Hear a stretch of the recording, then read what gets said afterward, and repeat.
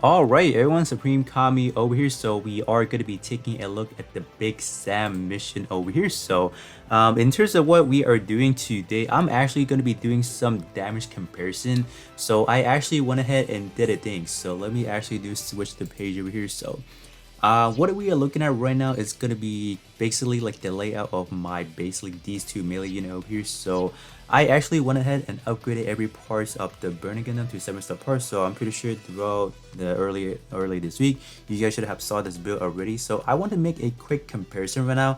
So the main two things that I want to compare is simply this higher stat equals better, damage output, despite the fact that we're getting less EXQ or the buff EXQ fast boosting. So the top build right here, so this one right here is going to be represented on this build, and then the regular right here, this is going to be the represented right here. So the main differences that I can tell you guys right now is definitely going to be the buff EXQ effects. So this one, we're not going to consider this one onto my actual, whoops, let me switch that real quick. So in terms of this build, this one is missing that 20%, so that's why in terms of the actual buff at the end of the day, this one is getting 369, while the one below right here is getting a whopping 429. So I just want to see the differences. I don't think there should be like any significant differences, because we also do have to consider a lot of different elements, damage fluctuation. I think that is definitely going to be the first thing that we should be considering. So I think that should be the pretty much like the basic guideline over here. So essentially how I came into this number, so every time when we execute EXQ that has these buffers up here, so this one is increased by 39%. So whatever you see these portraits over here, the buff EXQ effects, essentially you're gathering all of those portraits in total. So I have 133 in this build. So essentially every time when we execute these types of EXQ, you're adding that 123% on this one over here. So this one in total should be doing 100. When I activate this, it should be giving me 162%. So that's pretty much how that goes. And then when I activate the bicep, that should give me another 162. And then last but not least, when I execute this one over here, this one's gonna give me a 172%. So that's why in terms of buff skill effects, they're so powerful and allowing you to just do more power. So I just want to do these two comparison and see what kind of number we're looking at. So this one obviously does have a little bit of a lower melee stat, while this one does have higher, but this one's missing a buff trait, while this one does have it. So I just want to make the comparison and see what we are dealing with over here. So this one, question for you guys. So do you guys think with a significantly higher combat power, do you guys think this one will do more damage than this one over here? This one is not even making that 4 million over here. So that is going to be the question I have for you guys over here. So without any further ado, let me hop into some testing and see what we can spot.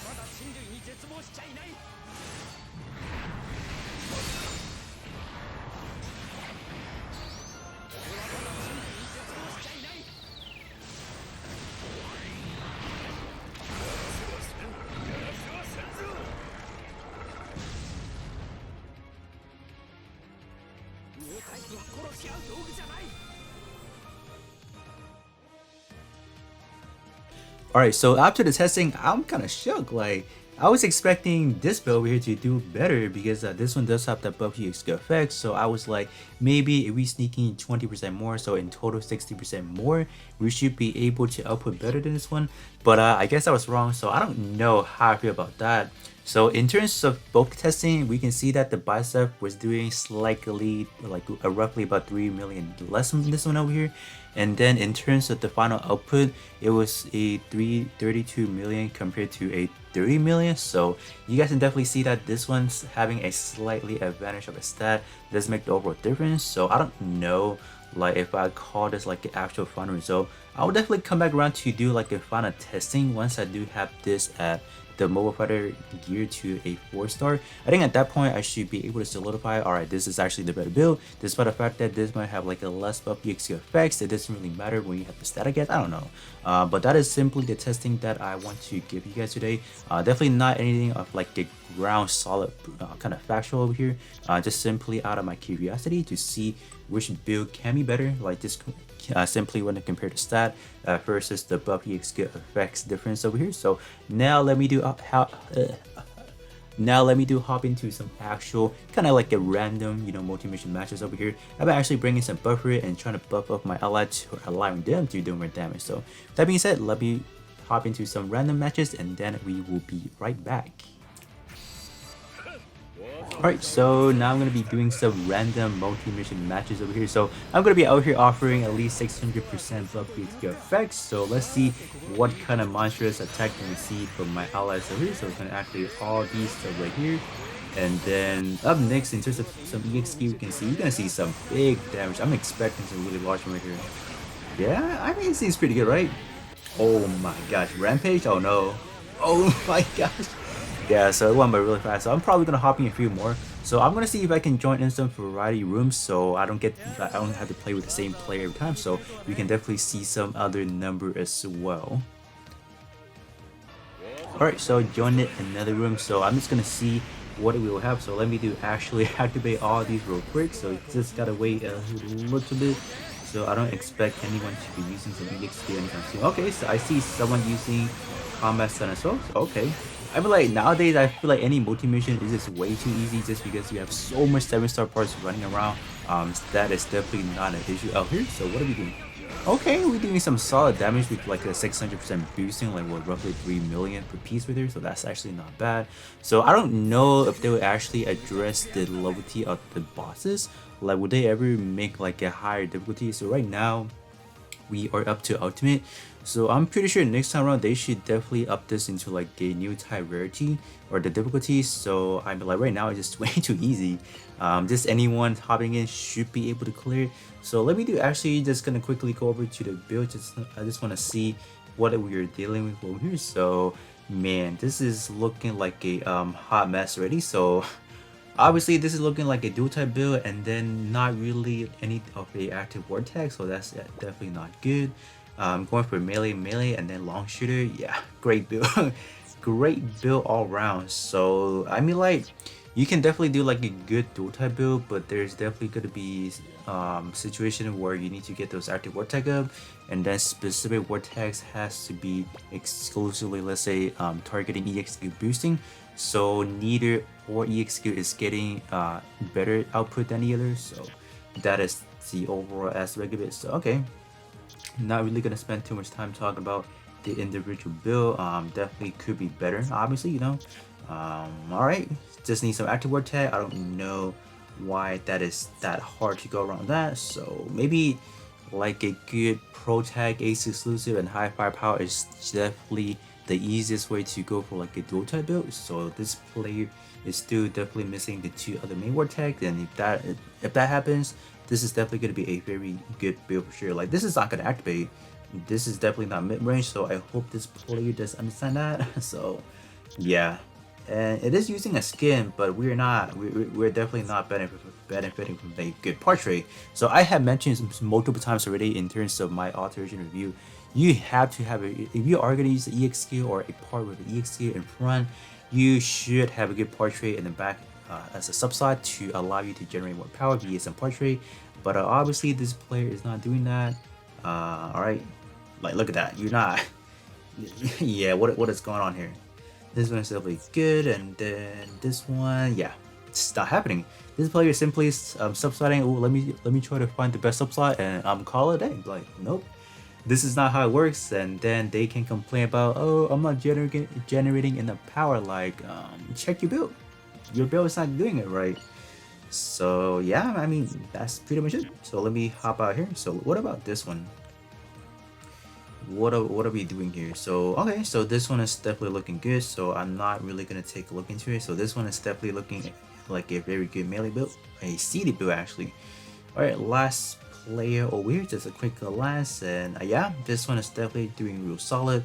Just unfortunate it's not really using that combat or no, what is it, commander tag unfortunately, but definitely a really solid build already. So no complaints or whatsoever, not bad. So all right, let me actually hop into one more, me being a support, and then I'll actually hop in with another build for you guys. Alright, so we got only two players. It's only me and another player. So I am gonna see if all my buffs is gonna actually help or if he can actually defeat it on his own. Probably, right?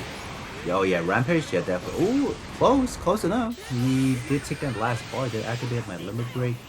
Ooh, wait, hold up. This player is going for a dual type build? Okay. I don't know how that actually works. Oh, there you go. So going for okay, that's an interesting build. So we're going for the Sky Zamber, okay, and then going for Rampage and Rolling Buster. I gotta see the build. Whoa, that is interesting right there. Definitely. Let me see what's going on. Okay, so what are we dealing with? Okay, so Hyper Sky Zamber. That's interesting. Yeah. Why? I don't know. Like, why would you use Sky Sambrio on a shooting build? You're not really benefiting anything, so that's definitely an oddball. I don't know. Yeah, you can't really use the dual attack because your melee attack is just not there. Yeah, I don't know what will happen here. So this player is definitely trying to go for a dual type build, but definitely the war tag is not supporting it.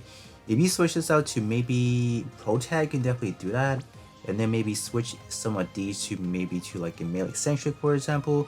Maybe this one switch to exclusively pro tag centric. That should work. But other than that, you know, they're pretty good in terms of the Rolling Buster and then Rampage. So let me hop into one more build for you guys, and that should be pretty much it. Alright, so this is going to be the final run, and the EX skill that we are going to be targeting is actually going to be the small fang Phenos over here. So let me activate all these buffers over here. I just want to see if the funnel is enough to take on the boss. I have seen so many people done it already in terms of using actual funnel EX skill, so I actually want to try out myself and see what we're doing. Okay, that's actually really good. So there's actually 4 small funnels over there, and they're taking it down slowly but surely. And are we done? One more hit. Okay, that's actually quite good actually. Man, are we at the time we are able to take down a boss with only buffering and funnels? That's kind of crazy. But with that being said, that is going to be pretty much it. So you guys can see my 2 melee build. One is going to be a mobile fighter tag centric, and then the other one is going to be a regular good old buff effects build. I was kind of shocked that in terms of having higher stack can allow you to do more damage compared to having a little bit more buff EXP effects. So that is definitely quite shocking to my overall findings. But in terms of an actual buffer, like a pure buffing team, that is definitely going to be helpful to just anyone in the lobby. Just being able to offer them the support that they need to take down the boss is definitely quite helpful. So if you guys don't really mind being like an actual pure supporter, that is definitely going to be great. Just allowing to match the move a little bit more faster than they should have been, I guess, you know. But with that being said, that is going to be pretty much it, and then I'll catch you guys all on the next one.